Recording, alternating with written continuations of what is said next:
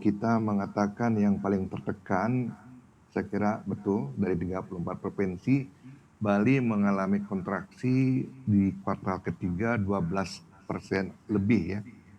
Jadi berapa upaya sebenarnya antisipasi dari awal sudah kita siapkan berapa stimulus ekonomi yang telah disiapkan oleh pemerintah itu sejak awal sudah kita siapkan. Tapi ada berapa asumsi-asumsi, ada berapa perkiraan yang sedikit meleset. Kami berpikir di Bali bahwa COVID ini sudah kita bisa atasi di sekitar pertengahan tahun.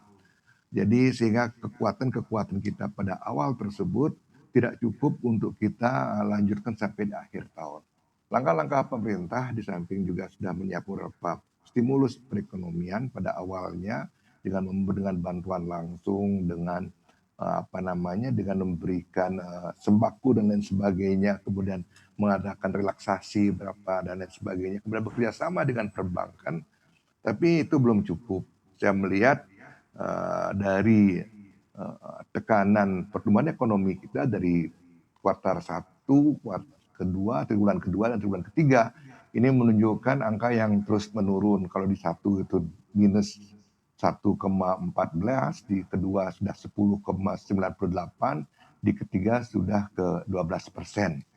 Nah, itu langkah-langkah yang telah dilakukan, namun demikian kita terus berusaha. Ada beberapa formulasi lagi, ada beberapa usulan yang sedang kami proses ke pusat agar bisa membantu meringankan Bali, karena apa yang terjadi, tekanan tersebut berimplikasi kemudian kepada tingkat pengangguran di Bali.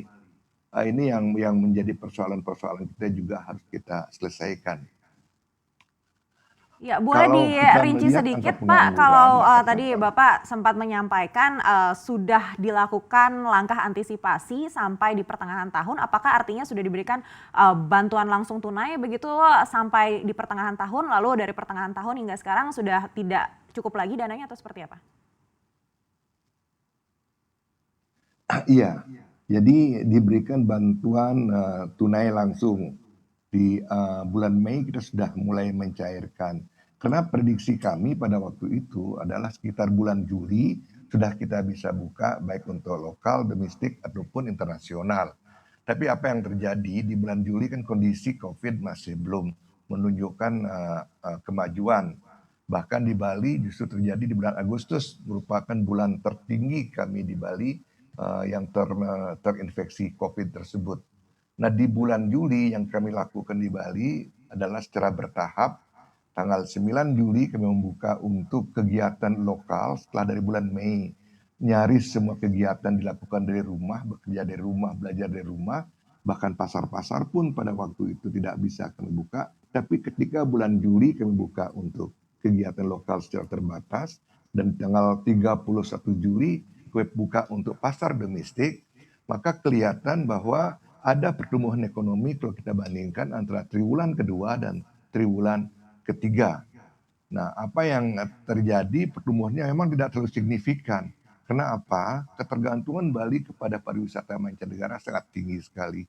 53% pendapatan PDRB Bali itu bersumber dari pariwisata. Sehingga kehilangan kami di Bali sekitar 9,7 triliun per bulan. Ini yang menjadi persoalan-persoalan dan menyangkut tenaga kerjaan hampir 500.000 tenaga kerja. Nah, walaupun sudah diberikan beberapa bantuan prakerja dan lain sebagainya, namun demikian sekali lagi tidak cukup.